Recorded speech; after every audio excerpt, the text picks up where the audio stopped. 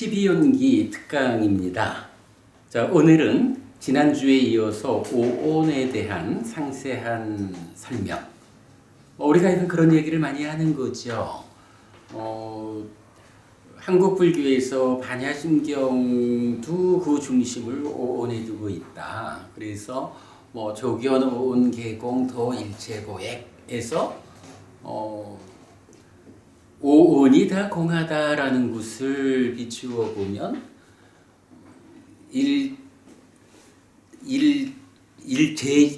일체고액, 일체의 괴로움을 건넌다. 이렇게 말해서 오온이 공하다라는 것을 보는 일이 얼마나 중요한가.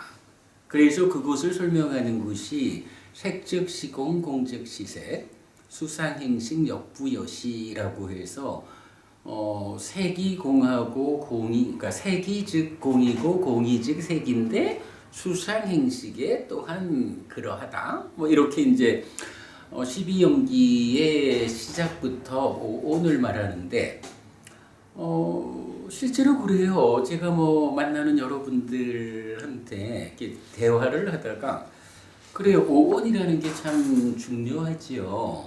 그러면 그 오온이 공하다라는 것을 보자라고 하는데, 물론 초기 불교적으로 공하다라는 것은 반야심경이 말하는 공하고 공의 개념이 다르기 때문에 그걸 같이 볼 수는 없지만, 그러나 그냥 말 그대로 보자면 그 오온에 대해서 그 있는 그대로를 보아내는 거, 이것이 얼마나 중요한 것인가 하는 것을 다 공감한다. 그런데 정작 중요한 것은 오온이 뭔지 알아야 하지 않을까? 라고 말하면 참 대답이 쉬워요. 아유, 오온이 모르는 사람도 있나? 색수상행식이지. 이렇게 말을 하거든요.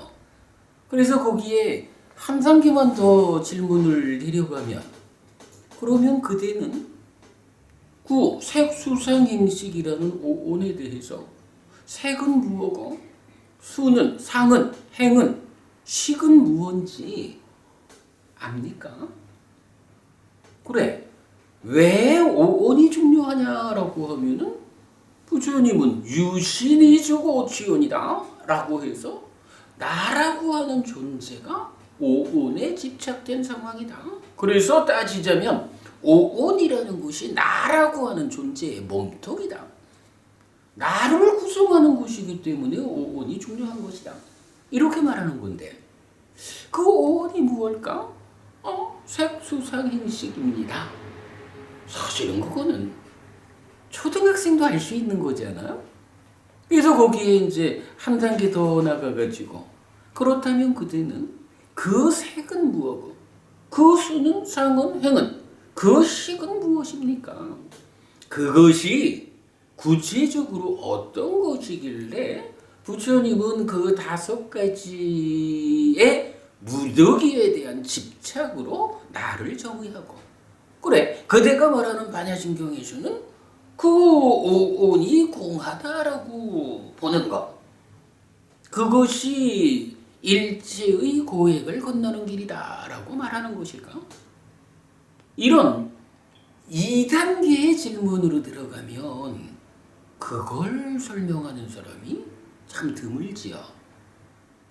우리가 지금 12연기 특강 중에 이제 진도를 좀 나가고 있습니다. 나는 누구냐를 설명하는 과정에서 이제 오온에 대한 공부를 진행하고 있습니다. 지난주에 시작해서 한 2-3주 걸려서 오온 이야기를 하게 될 겁니다. 말씀드렸는데요. 네, 바로 그 오온, 색은 무엇고, 수는, 상은, 행은, 식은 구체적으로 무엇일까? 라고. 사실 따지자면 이건 몸을 알아고 본다면 이 몸이 무엇으로 구성되어 있습니까? 머리가 있고 몸통이 있고 팔다리가 있고 이러한 부분에 대해서 머리 안에서 뇌라고 하는 것을 정확히 알아내야 한다든가 이런 식의 개념으로 보아야 하는 거겠죠. 나를 구성하는 5가지 구성 요소, 이것에 대해서 알지 못하고 나를 알았다라고 말할 수 없다. 네, 그 공부 과정입니다. 오온에 대한 공부입니다. 자, 교재 66쪽. 지난주 공부한 내용 쭉 그냥 교재를 읽어보고 순서를 진행하도록 하겠습니다. 자, 66쪽 2. 오온. 유신인 나는 오치온이라고 정의됩니다. 쓰려고 했는데. 아니 했는데 한번 읽어보고 가죠. 한 부분 읽어보고 연결해 가자라고 제가 말씀드린 겁니다. 유신인 나는 오치온이라고 정의됩니다. 오온에 대한 집착 상태가 곧 나라는 의미입니다. 그러면 오온은 무엇입니까? 오온은 색온, 수온, 상온, 행온, 식온입니다. 색, 수, 상, 행식 각각이 쌓여있는 무더기입니다. 그렇다면 색, 수, 상, 행식은 무엇입니까? 경들은 두 가지 측면에서 색, 수, 상, 행식을 정의합니다. 어떤 것들로 구성되어 있는지의 측면과 어떤 성질을 가진 것인지의 측면입니다. 1. 구성의 측면.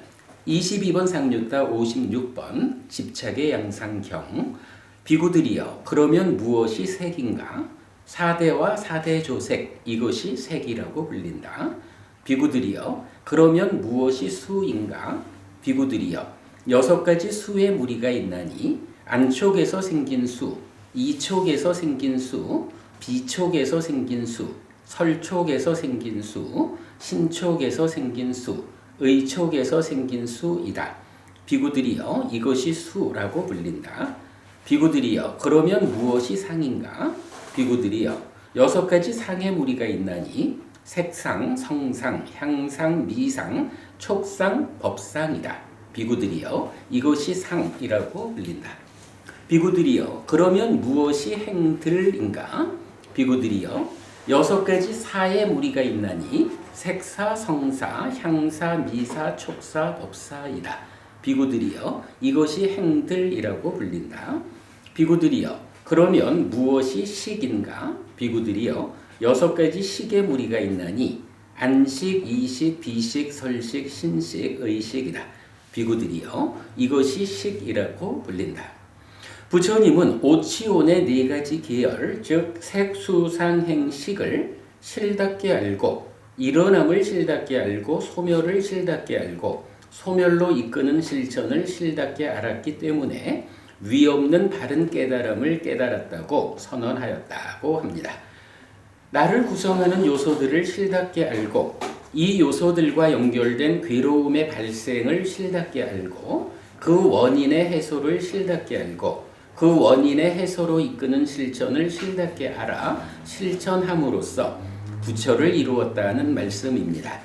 이런 깨달음의 선언에 이어 부처님은 색, 수, 상, 행식을 정의합니다.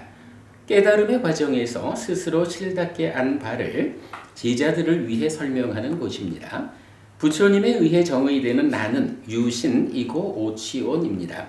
그래서 오온을 바르게 아는 것은 중요합니다. 나를 바르게 알고 나의 삶에 수반되는 괴로움의 문제를 온전히 해소하기 위해서는 나를 구성하는 것으로의 5가지를 부처님이 깨달아 알려주는 그대로 배워 알아야 하기 때문입니다. 1. 색, 루파, 사대와 사대조색. 사대는 4가지 큰 존재라는 의미입니다. 지수, 화풍의 4가지 요소인데 물질을 구성하는 1차적 존재 상태라고 해야 합니다. 사대조색은 사대의 결합에 의해 생기는 2차적 존재 상태인데 이것 또는 저것이라고 규정되는 2차적 물질 존재입니다. 그런데 사대가 결합하여 구체적 물질 존재로 규정되기 위해서는 공간을 필요로 합니다. 사대의 결합을 안과 밖에서 공간이 감쌀 때 비로소 이것 또는 저것이라고 규정될 수 있기 때문입니다. 그래서 색, 즉 물질을 이해하기 위해서는 지수, 화풍과 공의 5가지 요소가 설명되어야 합니다.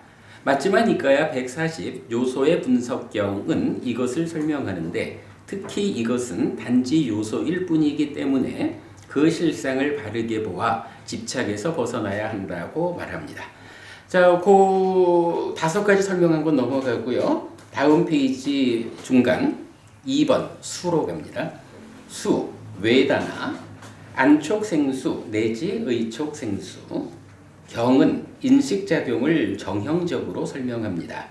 안 내지 의와 생 내지 법을 조건으로 안식 내지 의식이 있고 이 셋의 만남이 촉이다. 촉의 조건으로부터 수가 있다. 대상인 색성향 미촉 법에 대해 아는 것으로의 안식 내지 의식과 경험하는 것으로의 수의 발생 과정을 설명하는 것인데 이런 6가지의 조건 관계에서 안 내지 의, 즉 육내입처는 식으로 대상을 알고 이어지는 촉의 과정을 통해서 생기는 락고 불고불락의 느낌으로 대상을 경험하는 것입니다. 그래서 느낌의 상태로 대상을 경험하는 것인 수는 안촉생수, 안촉에서 생긴 수, 내지 의촉생수, 의촉에서 생긴 수의 6가지가 있습니다. 특히 주관, 육내입처와 객관, 육외입처의 대응에서 무엇을 경험하는지의 측면보다는 누가 경험하는지의 측면에 중심을 두고 있다는 것을 알 수 있습니다. 3. 상, 산야, 색상 내지 법상. 앞의 과정에서 생긴 식과 수의 관계에서 식은 수를 인식합니다. 이 인식 과정은 가래의 형성 또는 자기화 과정, 딱가로 진행되는데 가래의 형성 또는 자기화의 조건은 번뇌 또는 잠재 성향으로도 불리는 삶의 과정에서 형성된 경향입니다. 이 경향을 상이라고 하는데 색상, 성상, 향상, 미상, 촉상, 법상의 6가지로 구성됩니다.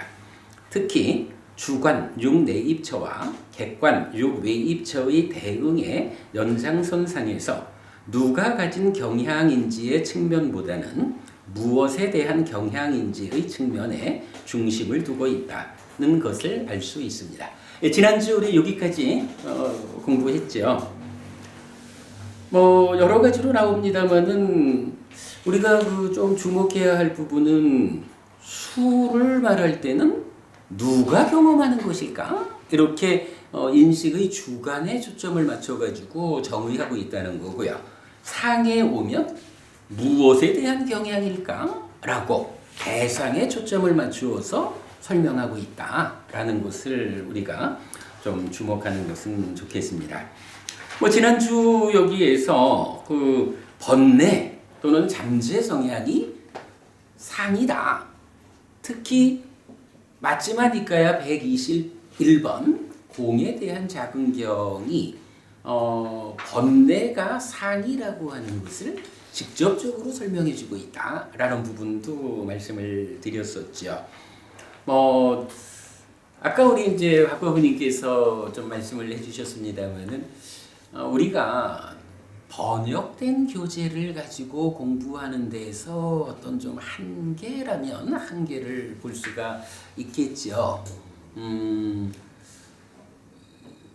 이제 번역하시는 분들이 각각의 이해와 의도로 번역이 되는데 아마도 이제 맞지마니까요 121번 경이 기존에 그러니까 삶의 메커니즘적인 이해 없이 해석되었다, 번역되었다 하는 형편에서는 동일한 문장을 놓고 그 문장에서 번뇌가 이래서 상에 속하는 거구나, 번뇌가 바로 상이로구나 하는 것을 발견하기가 참 어렵죠.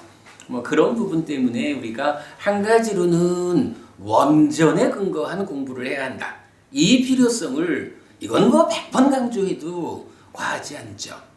그 위에서 바로 이 원전의 토대 위에서 어떻게 니까야를 꿰어가지고 니까야가 전체적으로 알려주는 것이 사는 이야기구나. 이러한 사는 이야기가 일회적이지 않고 어떠한 메커니즘을 구성한 상태에서 반복 순환되면서 한평생을 설명하고는 몸이 죽으면 다음 세상으로 이어지는 윤회하는 과정까지를 다 담아가지고 결국 니까야가 삶의 이야기를 해준다. 그거 경전을 잘 꿰어보면 삶의 메커니즘이라고 하는 그림으로 그려지고 결정적으로 그렇게 그려지는 그림에 번호를 매겨주면 12연기가 된다 라고 해서 경전을 보는 기본적인 틀을 우리가 갖게 되는데, 사실은 원전에 근거해서 그렇게 경전을 꿰어서 이해할 수 있을 때 비로소 그 경전의 그 문구를 통해서 용루, 유루, 무명루라고 설해지는 이 번뇌가 상이구나 하는 것을 발견하게 되죠. 왜냐면 참 아까도 우리가 참 그런 말씀 나눴지만 이 참 중요한 이야기예요. 그래서 우리가 참 좀 어렵다면 어렵지만 이렇게 공부 과정을 선택해 가는 이유라고 봐야겠죠. 자, 어쨌든 뭐 상과 관련해서는 이제 뒤에 좀 더 상세한 이야기 있겠지만 그런 정도. 상은 기본적으로 경향이다. 그래서 번뇌라고도 잠재 성향이라고도 하는 것이 다 상을 의미한다. 그러니까 상의 다른 이름이다. 그리고 그러니까 누군가의 측면보다는 무엇에 대한 경향인가라고 상은 정의되고 있다라는 정도를 이제 설명한 것으로 하고요. 자, 4번 이제 행들로 넘어가겠습니다. 행들, 상카라. 자, 여기서 보면 상카라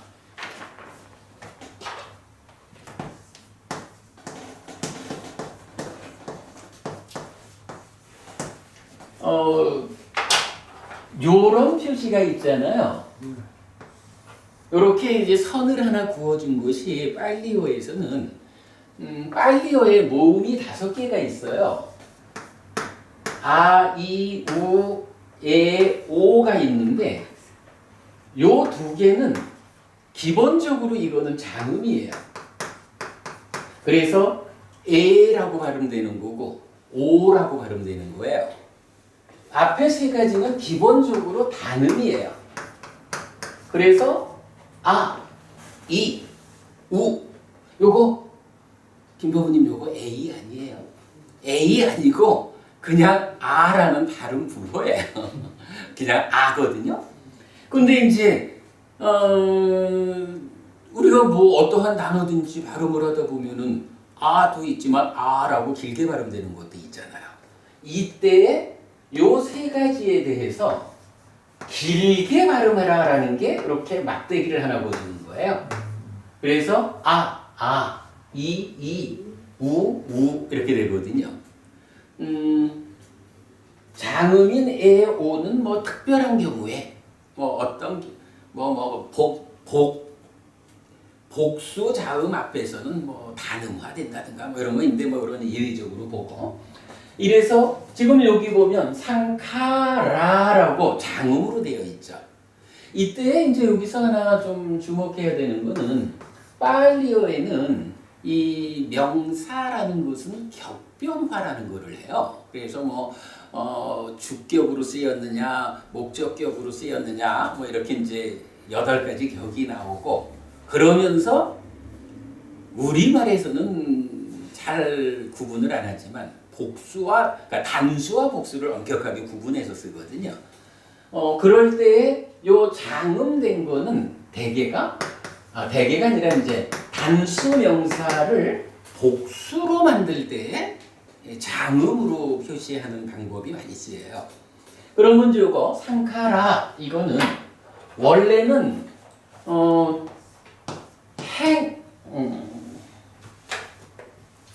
그냥 상카라라는 단어가 있는 거예요. 상카라. 그러니까 요거는 원래 장음이지. 그러니까 상카라 이래 되는데 이것이 행이라고 중국 사람들이 번역한 거예요. 그래서 뭐 형성작용 또는 형성된 것 뭐 이런 식으로 쓰이죠. 그리고 이거 여기에다가 마지막 A에다가 장음 표시를 해주면 이게 복수가 되는 거예요. 그래서 요거를 번역할 때는 행이 아니고 행들 이렇게 번역을 하는 거예요. 뭐 언제 기회가 되면 빨리어에 대한 우리가 경전을 아주 기본적으로 읽을 수 있는 만큼 공부하는 시간을 한번 마련해 보도록 하겠는데 일단 이런 간단한 부분은 좀 알고 넘어가도록 그래야 하겠습니다. 자, 그래서 이제 4번 행들 보면 상카라가 아니고 상카라라고 장음으로 나타나고 있다. 근데 이걸 이렇게 표시해 주는 경우가 뭐냐 하면 오혼의 행을 말할 때는 항상 장음으로 나오는 거예요. 그 부분은 이제 행이 가지는 특징이기 때문에 꼭 기억하기로 하고요. 자, 색사 내지 법사가 있습니다. 인식 과정은 가래의 형성 또는 자기화 과정에 의해 가래가 형성되고 자기화되면 그 과정에 의한 떠오름, 윗닦아에 의해 의도를 가하여 업으로 진행됩니다.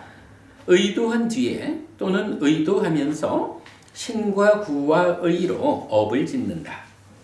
여기에 대한 자세한 이야기는 뒤에 우리 삶의 이야기에서 공부하기로 하고요. 그런데 행은 색행 내지 법행이라고 설명되지 않고 색사 내지 색사, 성사, 향사, 미사, 촉사, 법사의 6가지 의도로 정의됩니다.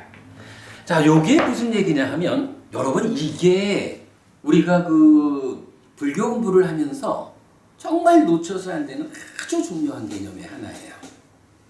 지금 우리가 상카라 말하면은 어쨌든 이건 행이잖아요.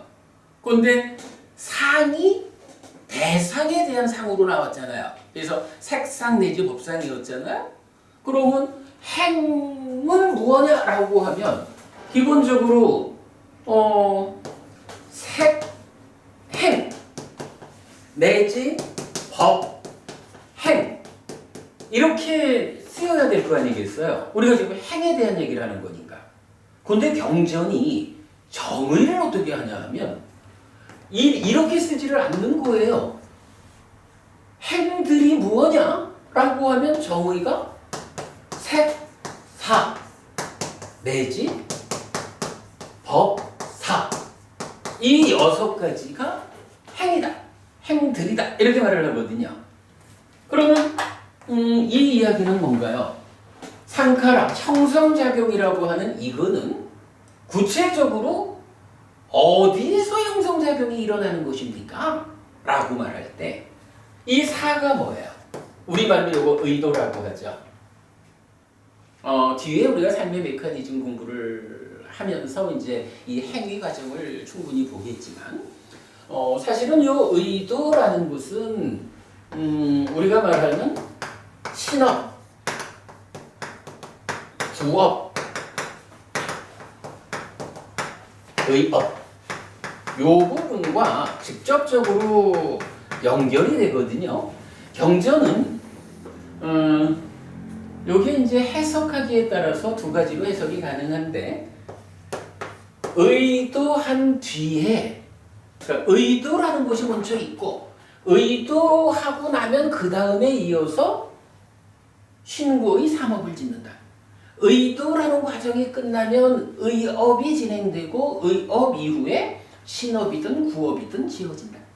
요렇게 해석을 할 수도 있고 동일한 단어인데 아니면 의도하면서 그리고 의도하면서라는 이야기는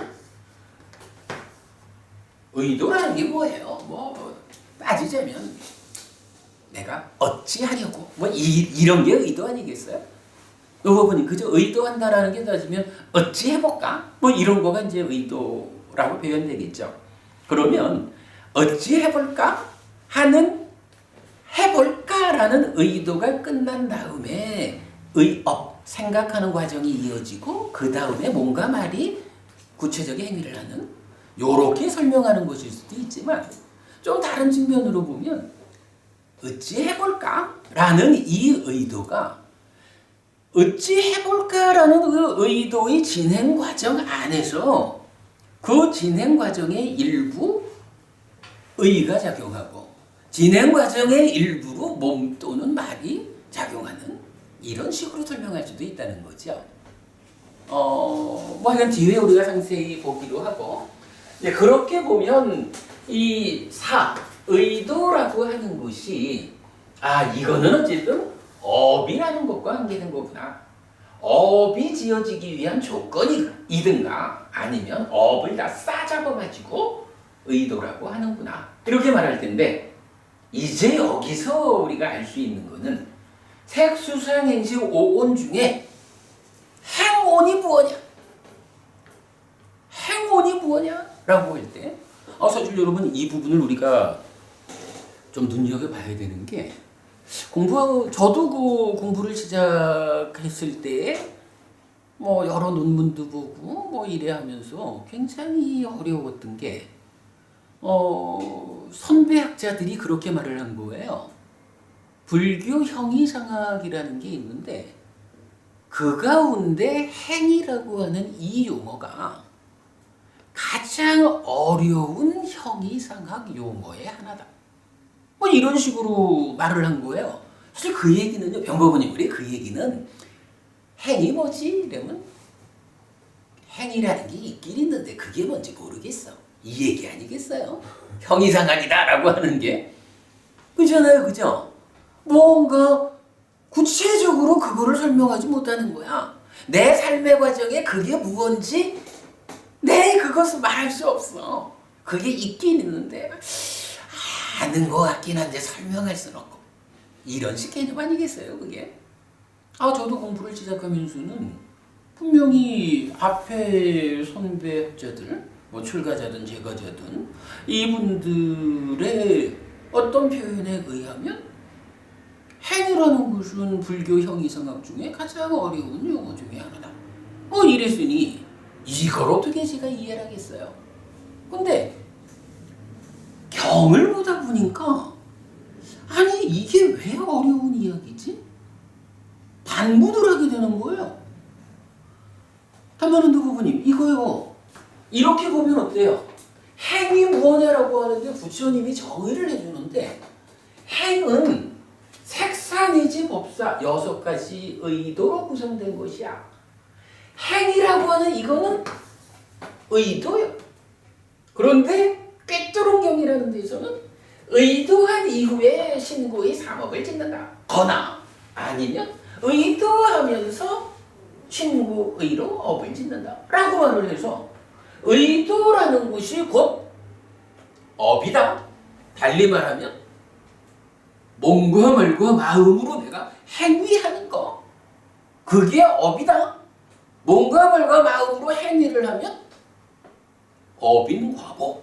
그래서 그 업에는 행위에는 과와 보가 따르는 것이다. 너가 어떤 행위를 하면 그 행위에 대한 책임이 너한테 있는 거다. 뭐 이렇게 말하는 거잖아요. 행위라는 게 어려울 일이 있나요? 행위 그런 형이상학이라 하면 의도한다는 것, 몸과 말과 마음으로 행위한다, 업을 짓는다 하는 이 자체가 형이상학이 돼야 되잖아요. 박과부님, 근데 우리가 신고의로 업을 짓는 것이 형이상학이 될 수는 없잖아요. 이건 구체적인 내 삶이잖아, 그죠?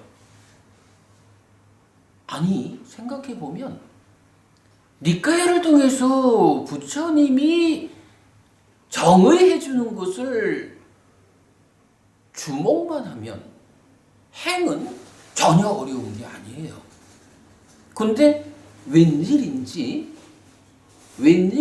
불교학자들이 행을 불교 형이상학 중에 가장 어려운 용어의 하나다. 이렇게 설명하고 있다고. 뭐 조금 이따 다시 나오겠지만 이유는 한 가지일 거예요. 공부를 부처님이 가르쳐준 공부를 부처님이 가르쳐준 대로 공부하지 않기 때문에 생겨나는 현상이다.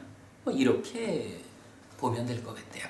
근데 어쨌든 이렇게 행들이라고 하는 것은 색사 내지 법사다라는 이 하나의 정의에서 우리는 분명히 행이라고 하는 이 오온의 한 가지가 결코 어려워야 할 이유가 없다. 이거는 발견했죠. 예, 그렇게 보고 계속하겠습니다.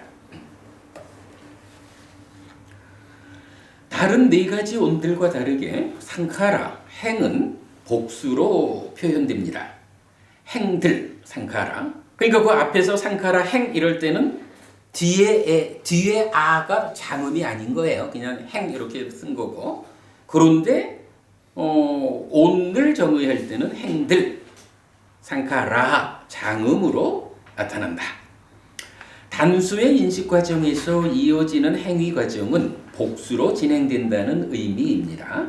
신행, 구행, 의행. 그러니까 하나의 삶의 과정이 인식으로부터 쭉 내면의 과정을 거쳐가지고 행위로 가는데, 여기서 이건 우리가 좀 더 연구가 필요하긴 하지만 현재까지의 저의 이해로는 인식 과정은 그냥 하나의 과정으로 오는데, 그 하나의 과정에서 행위 과정은 몸과 말과 마음이라고 하는 세 가지의 복수 형태로 진행된다? 뭐 이런 의미가 아닌가 싶어요. 근데 이 부분은 약간 좀 더 연구가 필요하지만 일단은 이렇게 이해하고 가도록 하겠습니다. 상의 경우와 같이 행도, 유매입처에 대한 의도로 나타납니다. 누구의 의도인지의 측면보다는 무엇에 대한 의도인지의 측면에 중심을 두고 있다는 것을 알 수 있습니다. 대상에 대한 경향의 작용의 연장선상에서, 자, 여기서 대상에 대한 경향의 작용의 연장선, 요 얘기는 뭐죠? 상의 연장선, 요 얘기죠. 상의 연장선 상에서 대상에 집착된 행위, 취의 전개를 설명하는 것으로 이해할 수 있습니다. 자, 일단 행들 뒤에 가서 더 자세히 보기로 하고 이렇게 넘어갑니다. 5번 식, 윈야나, 안식 내지 의식. 식은 지난 삶이 누적된 식과, 그러니까 지난 삶이 누적된 식과 누적된 식이 몸과 함께 세상을 만남에 의해 출산된 식, 그리고 출산된 식이 지금을 산 결과로 중생 세상에 머문 식의 세 가지 형태로 나타나는데, 뒤에 설명할 삶의 이야기의 중심 주제가 됩니다. 이 부분은 이건 우리가 특강 전체를 통해 가지고 삶을 이해하는 중심에 그러니까 그동안 내가 살아온 과정, 이 몸과 함께하는 금생의 과거도 있었고 이전 몸들과 함께했던 전생들의 과정도 있는데, 그 삶의 과정들을 통해 가지고 매 순간순간 삶의 기억을 담고 머물러 있는 식들이 쌓여 있는 것이 식의 무더기, 식온이다 이거죠. 그런데 이 지난 삶이 누적된 것으로의 식온이 몸과 함께 지금 감각주관인 내가 그 육내 있죠. 감각주관이 되어가지고 지금 만나는 세상을 인식하면 거기에서 또다시 식이 만들어진다 이거죠.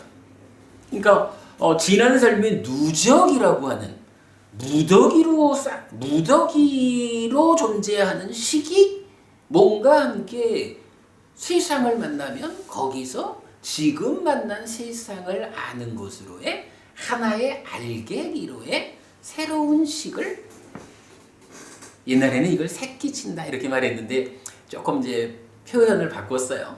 출산된 식 이렇게 바꿨는데 새로운 식이 생겨난다는 거죠. 그리고는 새롭게 생겨난 이 식이 지금 이 순간을 사는 과정을 거쳐가지고, 근데 이제 어차피 우리가 지금 중생의 삶을 살다 보니까 삶 자체가 탐진치와 함께하는 번뇌의 영향을 받는 유의적인 삶을 살고 있는 거잖아요. 이런 유의적인 삶의 결과로 무언가 이 한순간 삶의 흔적을 남기는데, 그 흔적을 남기는 부분에 가가지고 경전은 상이 잠재한다, 그리고 식이 머문다라는 두 가지를 제시를 해주거든요.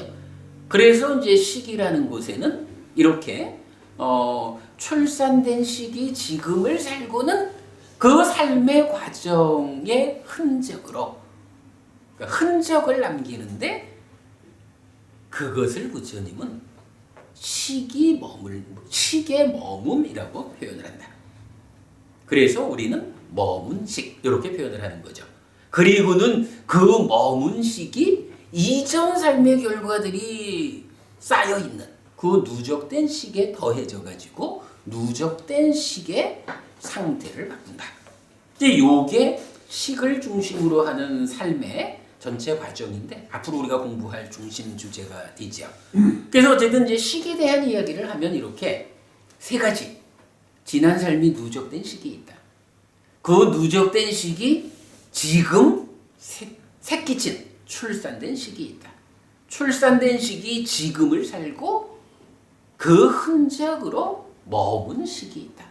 이 세 가지 식이 반복 순환 과정을 거친다. 요것으로 우리 삶을 설명하는 것. 이게 12연기의 중심이다. 이런 부분을 우리가 늘 말하는 건데 어쨌든 식에 대해서는 요거를 기본적으로 알고 가야겠다. 그 다음에 식은 안식, 이식, 비식, 설식, 신식, 의식의 6식으로 구성됩니다. 안과 색을 조건으로 안식이 내지 의와 법을 조건으로 의식이 출산되어 지금을 살고 나면 안식 내지 의식의 6식으로 중생 세상에 머물고 머문 식은 이전에 출산되고 머문 식들의 쌓임에 다시 더해져 누적의 크기를 바꿉니다. 또한 식은 상과 행들과는 다르게 수와는 같이 주관, 육내입처를 기준으로 설명됩니다. 해탈할 때까지 누적의 상태를 키워가면서 삶을 관통하는 식은 어쨌든 삶의 중심이기 때문이라고 하겠습니다. 이런 이야기입니다. 색, 수, 상, 행, 식 5가지가 있는데 자 지금 본 바에 의하면 어떻죠? 색은 뭐라고 정의 돼요? 4대와 4대 조색 이렇게 됐었죠.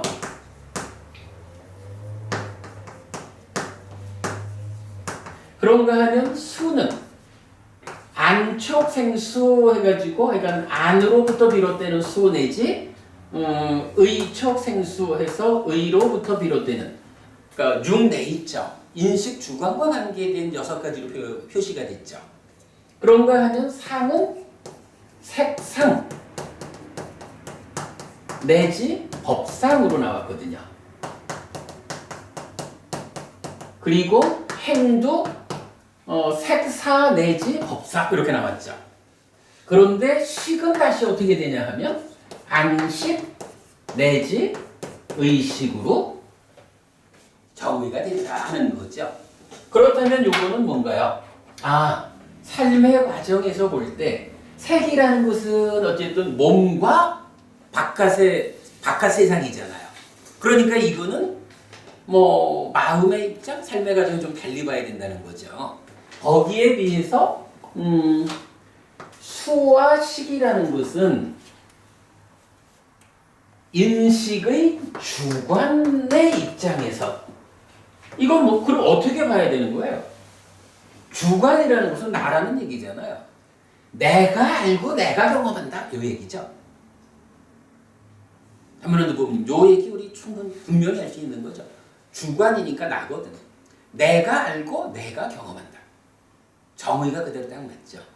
그럴 때에 상과 행이라는 것은 객관으로 정의가 된다는 거예요.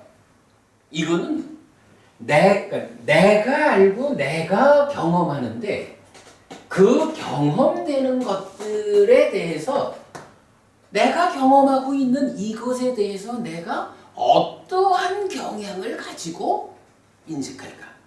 그리고 그것에 대해서 어떠한 업을 지을까? 어떤 의도를 작용할까? 생각해보면 이게 삶의 이야기를 아주 단순해서 표현하는 거다. 이렇게 말해도 될 거예요. 어쨌든 경전은 색수상행식 오온을 이렇게 구성의 측면에서 정의해주고 있다. 요거 색은 일단은 물질이니까 혈계고, 그 다음에 식과 수라는 것은 내가 알고 경험하는 거야. 상과 행이라는 것은 내가 경험하는 그것에 대해서 어떤 경향이 작용해서 어떤 의도를 일으켜 가는 것일까. 이렇게 설명된다는 거죠. 단순하지만 오온에 대한 아주 중요한 이해, 이렇게 봐야 됩니다. 자, 그 다음에 이제 넘어가면 한편 경은 자량의 일어남으로부터 색의 일어남이 있고 자량의 소멸로부터 색의 소멸이 있다. 촉의 일어남으로부터 수의 일어남이 있고 촉의 소멸로부터 수의 소멸이 있다. 촉의 일어남으로부터 상의 일어남이 있고 촉의 소멸로부터 상의 소멸이 있다. 촉의 일어남으로부터 행의 일어남이 있고 촉의 소멸로부터 행의 소멸이 있다. 명색의 일어남으로부터 식의 일어남이 있고 명색의 소멸로부터 식의 소멸이 있다. 요것도 좀 재미있어요. 자,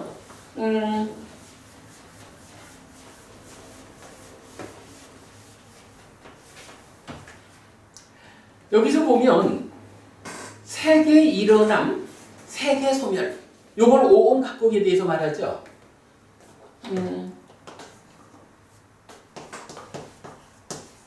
일어남과 소멸을 말하는데 이게 무엇으로부터, 무엇을 조건으로 이런 얘기죠.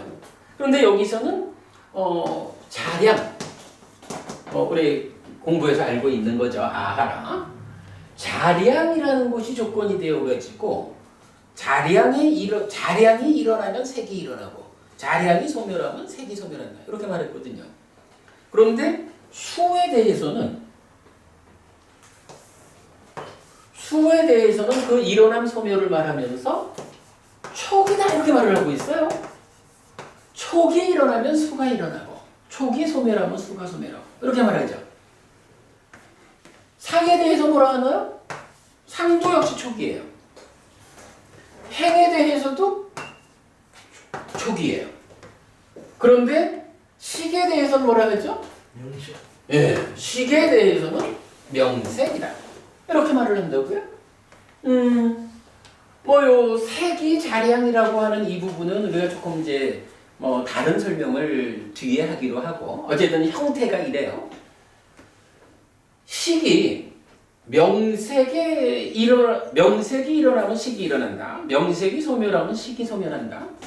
요거는 우리가 어떻게 이해를 해야 되나요? 박보부님, 요거 사실 거꾸로 말하면 어때요? 명색은 무엇의 일어남으로부터 명색이 일어나고, 그지? 무엇의 소멸로부터 명색이 소멸하냐? 요거는 사실은 요런 관계를 보여주잖아요. 요거를 뭐라고 말하냐 하면 식과 명색이 서로 조건된다. 그런데 이 서로 조건된 요 상태, 그러니까 서로 조건되어서 늘 함께 있어야 되는 요 상태를 뭐라고 부르죠?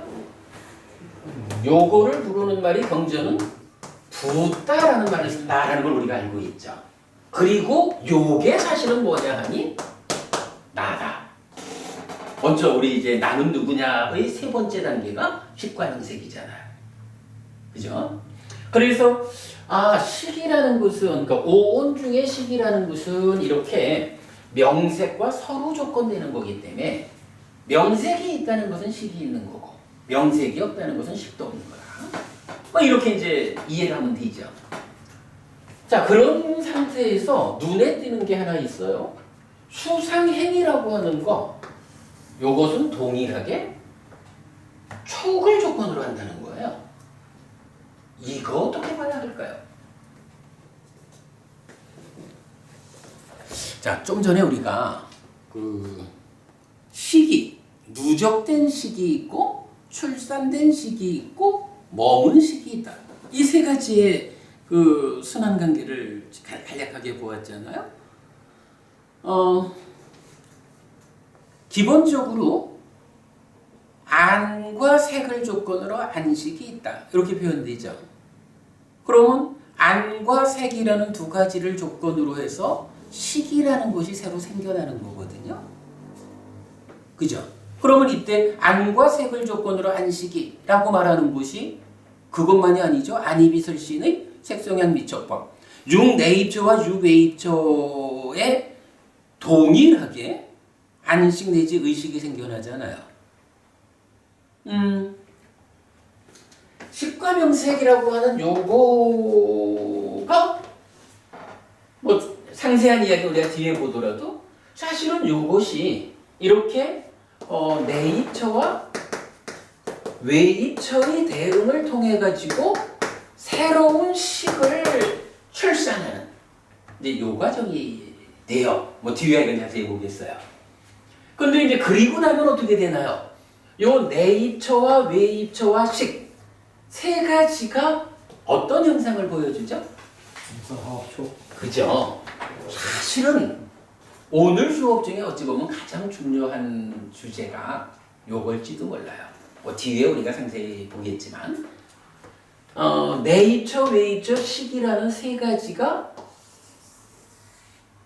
두 가지를 조건으로 식이 생겨났는데 그럼에도 불구하고 이 세 가지는 동시에 있다. 이렇게 말하고 동시에 있다라는 것을 말하는 게 삼사화합 세 가지가 맞는다라고 해서 촉 이렇게 말을 하거든요. 그러면 이 촉에 의해서 그 다음에 어떤 일이 진행되죠? 촉하면 수가 생기잖아요.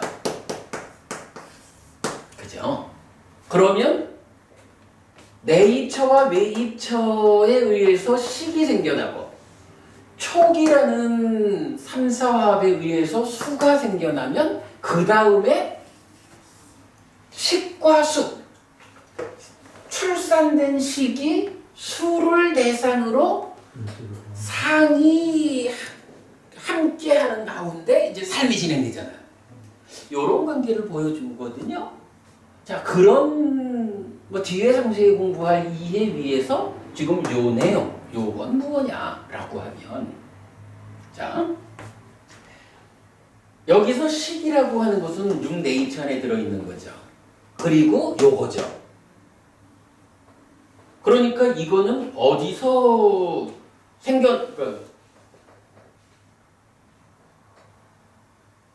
그래. 그런데 그럴 때 이제 요 식에다가 초점을 맞춰보면 요 식은 어디에서 생기는 거냐 하면 내입처라고 하는 게 이전 삶이 누적된 거.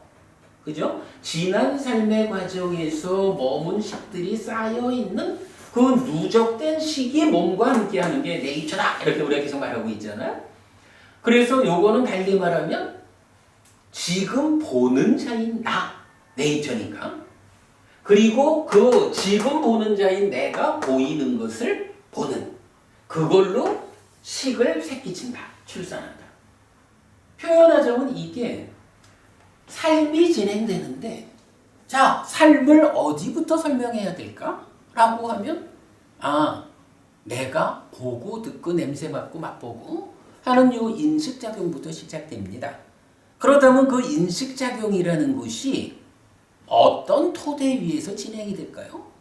라고 말하면 바로 육내입처와 유외입처라고 하는 보는 자와 보이는 것, 듣는 자와 들리는 것, 요런 내입처와 외입처라는 토대 위에서 보았기 때문에 보는 것을 아는 것으로의 식이 생겨납니다. 이렇게 이제 우리가 말을 할 수 있죠. 하여간 지금 나의 삶은 이렇게 인식 주관인 육내입처가 인식 객관인 유외입처를 인식해서 식을 만드는 요거부터 시작을 한다고요.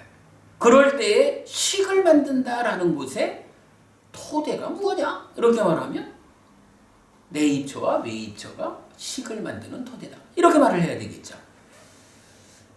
이게 사실은 어찌 보면 뭐 보는 자인 내가 보이는 자를 보아가지고 그게 뭔지 아는 거지 뭐. 이런 당연한 이야기인데 이 당연한 이야기가 참 이해하기가 어려운 건가 봐요.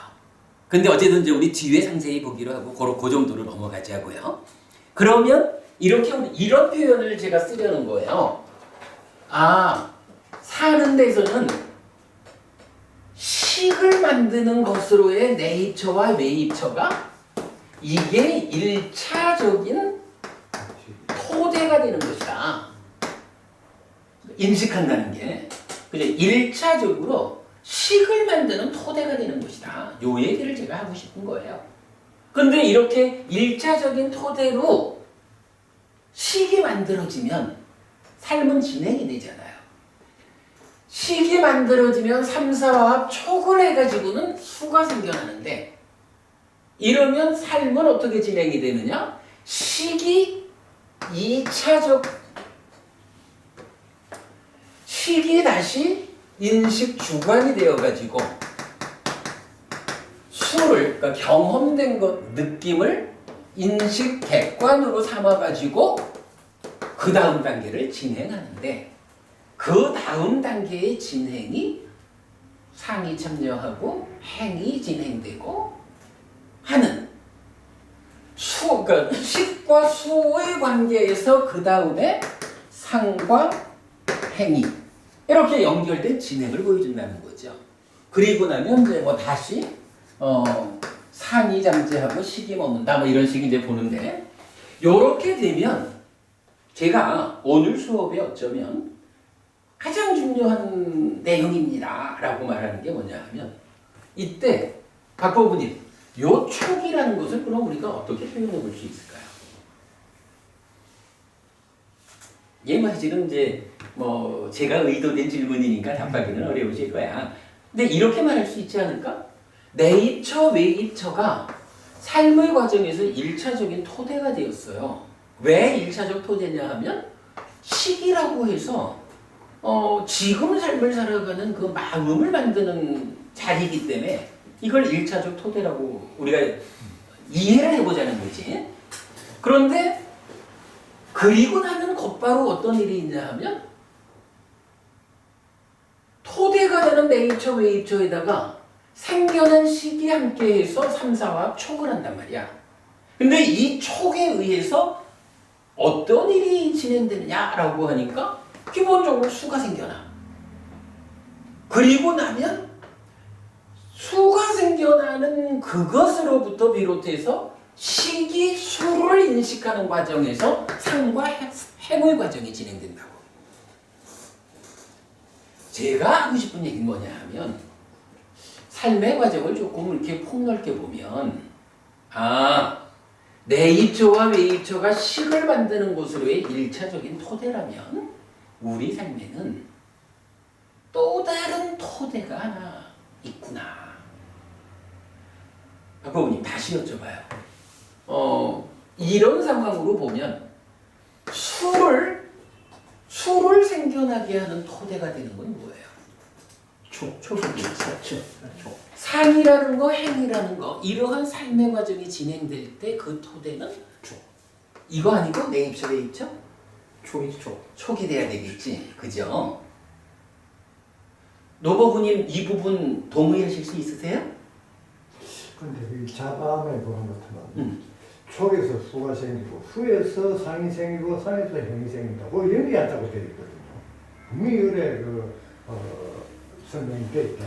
글쎄 자바함에는 그런 표현보다는 촉, 구생, 수상사 이래가지고 촉으로부터 수상사가 함께 생긴다 이런 표현을 더 중심에 두지 않아요? 그런 게 연기라는 말이 꼭 들어가는데 그걸 꼭 구분해서 이제 1차 인식, 2차 인식으로 설명을 하니까 그럼 뭐 1차 인식에서 내 웨이처가 식을 만들어서 촉이 생기는 그러면 자반에서는 어떻게 설명을 하냐면 그 이제 12 잠깐만 방금 그 말씀 1차 인식에서 식을 만들고 1차 인식에서 그러면 그 이제 촉이 생기는 그 과정에 18개가 계열이 틀어진다는 거죠.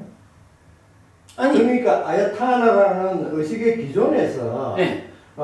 이제 닿도록 하는 개가 생성되는 기본이 처 아닙니까?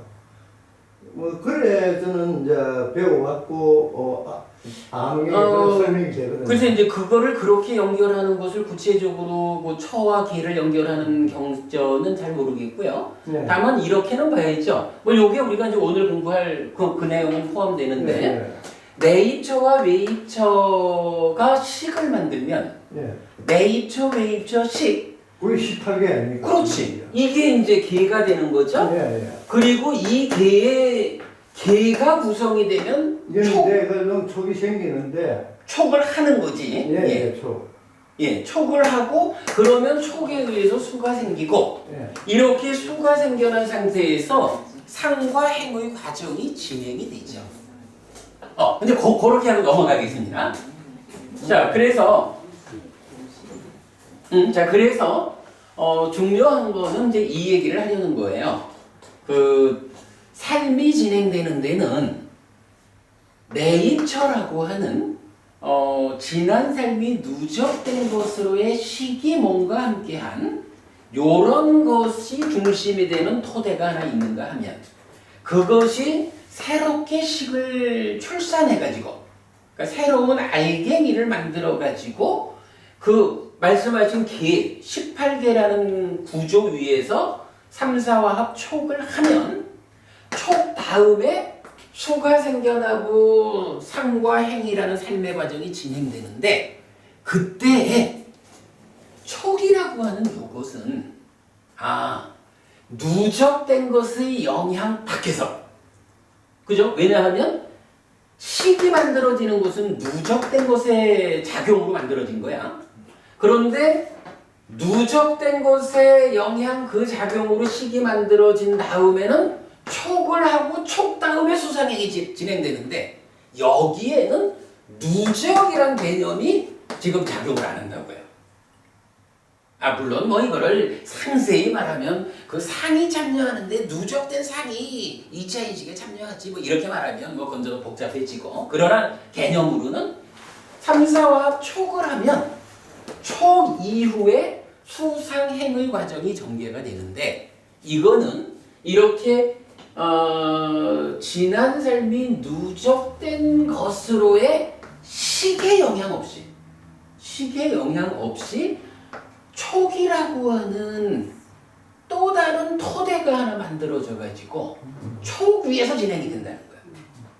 그러면 네이처, 웨이처에 의한 이 감각작용, 이 인식을 1차적인 토대라고 말한다면 촉이라고 하는 것은 우리 삶에 그러니까 과거 삶이 누적되어 있는 식의 영향 밖에서 지금 오롯하게 지금을 살아가는 요 삶, 지금 삶이라는 측면에서는 네이처, 웨이처가 토대가 아니고 3, 4화합했다라는 촉이 토대가 되어가지고 수상행의 과정이 진행된다.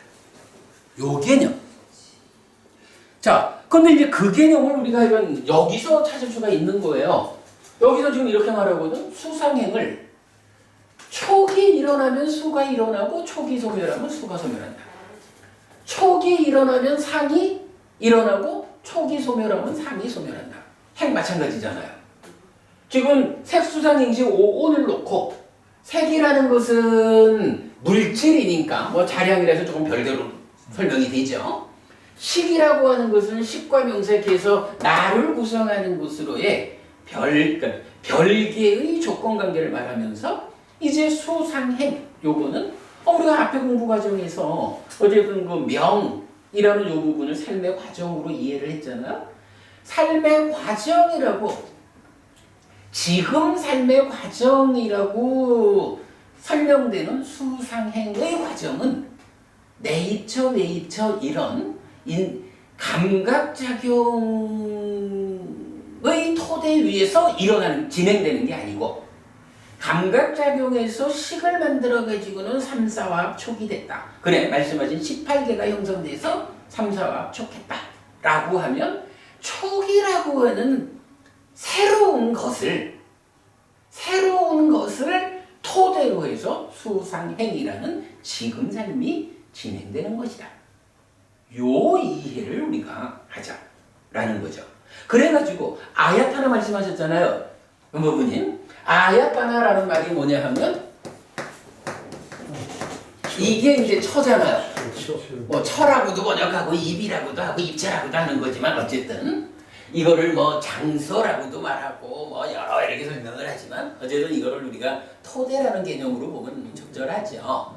그럴 때 이 아야따나 처라는 말을 쓰는 처라는 말로 불리우는 게 몇 개가 있어요. 물론 뭐 이게 뭐 공무변체, 직무변체 이렇게 그 높은 수행의 문제를 말하는 경우도 있지만 조금 이제 별개로 하고. 촉도처럼. 그러니까 예. 나중에 보면 수행의 측면에서는 사띠토대라는 것도 있어요. 사띠 아야따나라고 해서 아주 높은 수행의 경지 깨달음 직전에 가서 마지막으로 사마타 비파사나를 완성하는 그 자리를 사띠의 완성된 사띠가 토대가 되어 있는 자리. 이래서 사띠토대라는 말을 쓰거든요. 근데 이제 그렇게 아주 특별한 이게 예외적인 거 말고 삶의 과정을 메커니즘적으로 삶을 설명할 때 토대, 아야따라는 말이 두 군데서 나타난다고. 그게 어딘가요? 바로 내입처. 내입처 요기. 그지? 요 육내입처, 육외입처라는 요기가 12형제적으로는 사실 이걸 묶어서 육입이라는 게 육아야따나잖아요. 그죠? 처라고도 하고 입이라고도 하니까. 요기를 아야따나로 쓰고 또 하나의 처가 이제 아시고 계시는 대로 촉에다가 촉처라는 말을 쓴다고요. 그래서 경전은 굉장히 많은 곳에서 육촉처가 단속되어야 한다. 이 말을 한단 말이야. 그죠? 그러니까 이건 육촉처. 촉이라고 하는 이것이 처야. 어떤 것인지는 몰라도 하여간 촉은 토대가 되는 거야. 이렇게 우리가 알잖아요. 근데 오늘 사실은 뭐 오늘은 우리가 이제 오온을 이렇게 이해하고 가는 자리라서 조금 이게 앞서가는 거긴 하지만 이 경이 이걸 말하고 있으니까 우리가 보는 건데 바로 이 처가 촉처라고 불린다. 처는 토대다. 근데 왜 촉을 토대라고 하는 것일까? 거기에 대한 답을 오늘 우리가 찾는 거예요. 변호부님 그죠? 이게 촉이 처가 되는 이유가 뭐냐라고 하니 바로 촉이라는 토대가 있어서 이 촉이라는 토대가 일어나면 수상행이라는 지금 삶의 과정이 진행되는 거야. 일어나는 거야. 촉이라는 토대가 소멸하면 수상행이라는 지금 삶의 토대가 소멸하는 거야. 그러니까 내입처, 외입처는 식을 만드는 토대다. 이렇게 말한다면 촉처라고 하는 것은 수상행이라는 지금 삶의 진행을 위한 토대가 되는 것이다. 이러니 내입처, 외입처만큼이나 김보부님 촉이라는 처가 중요하겠죠.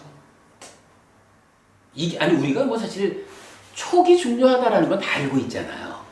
그리고 촉에도 처란 이름을 붙인다는 것은 우리가 안다고요. 그런데 왜 촉이 처가 되는 것이고 왜 촉이 이렇게 우리 삶에서 중요하다고 부처님은 육촉처를 단속해야 한다라고 강조하는 것일까? 여기에 대한 답이 바로 이경에 있는 거예요.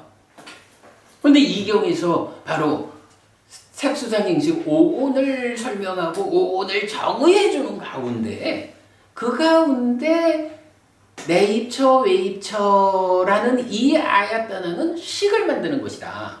그리고 수상행은 촉이 만드는 것이다. 촉의 일어남 소멸이 수상행의 일어남 소멸이다. 이걸 말해주고 있잖아요. 우리가 이경에서 오온이 무엇인지 정의되는 것만큼이나 중요한 내용이 촉이 처라고 불리는 이유는 반복하지만 촉이 일어나면 수상행이 일어나고 촉이 소멸하면 수상행이 소멸한다고요. 이 개념. 촉이라는 이 3, 4 화합된 위에서 그러니까 결국은 내입처, 외입처에서 생겨난 식이 출산된 식이 3, 4화합 즉 18개 3, 4화합 촉을 해가지고 수상행의 과정을 살아가는 이러한 삶의 과정. 이 과정을 달리 말하자면 내입처, 외입처라는 것은 지난 삶의 과정이 누적된 것으로의 시기. 그죠? 요 표현을 우리가 수없이 반복하지만 지난 삶의 과정이 누적된 어쨌든 그동안 살아왔던 것에 대한 기억으로의 식이 모여 있는데 그거 식온이잖아요. 그 식온이 몸과 함께 지금 색성한 미촉법 실상을 만나는 거야. 그래가지고 색성한 미촉법을 아는 것으로의 식을 출산한다고, 식을 낳는다고, 그죠? 그랬을 때 그 이후 과정은, 그러니까 내입처 외입처, 이 누적된 삶의 결과, 삶의 과정의 누적, 이거는 새로운 식을 낳는 데까지 하면 그만인 거예요. 끝나는 거야, 따지자면. 그리고 그 다음부터는 이렇게 출산된 시기, 자기의 삶을 살아가는데 그 자기 삶의 과정, 지금 삶의 과정의 토대는 삼사화합 촉이다. 글쎄 이거를 굳이 표현하자면 저도 출가 전에 아이가 둘이 있었습니다만 애비 노릇은 잘 못했지만은요. 어쨌든 자식을 낳는 데까지는 부모의 몫이잖아요. 부모의 몫으로 자식을 낳고 나면 자식의 삶에는 부모가 물론 자식이니까 사랑하는 마음으로 여러 가지 일을 한다 하겠지만 냉정하게 따져보면 낳아주고 나면 준 지 몫이지 뭐. 자기의 삶이잖아요. 누적된 것으로의 안식 내지 의식의 온이, 그 무더기가 새로운 식을 출산했어요. 낳았어요.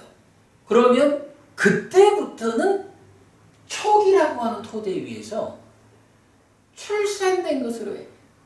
아들이든 딸이든 지가 자기의 삶을 살아가는 거예요. 이때 자식을 낳는 과정으로는 내입처 외입처라는 것이 엄마 아빠라는 토대 역할을 해서 낳아주지만 낳아준 이후에는 삶의 과정에서는 삼사화합 촉이라고 하는 별개의 토대가 만들어져 가지고 그 토대 위에서 자기의 삶을 산다. 요렇게 촉에 대한 이해를 하는 거. 요건 사실 원래 이 특강 과정으로는 한참 뒤에 볼 내용이지만 이 경이 그걸 말하니까 먼저 좀 봤어요. 자, 읽어보겠습니다.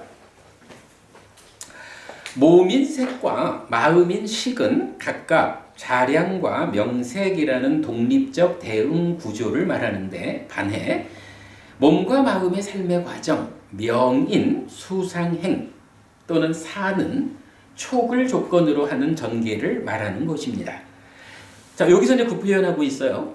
삶의 제1의 토대로의 몸과 마음이 함께한 육내입처가 육외입처를 대상으로 육식을 출산한 뒤 이 세 가지가 함께 만난 요 표현 제2의 토대 위에서 수상행 또는 사의 삶의 과정이 전개되는 것을 보여줍니다. 그리고 5가지 모두의 소멸로 이끄는 실천은 8정도입니다. 이렇게 했거든요. 이제 여기까지가 이제 이게 삼켜버림 경이죠. 집착의 양상경. 집착의 양상경의 내용이 여기까지를 담고 있는 거예요.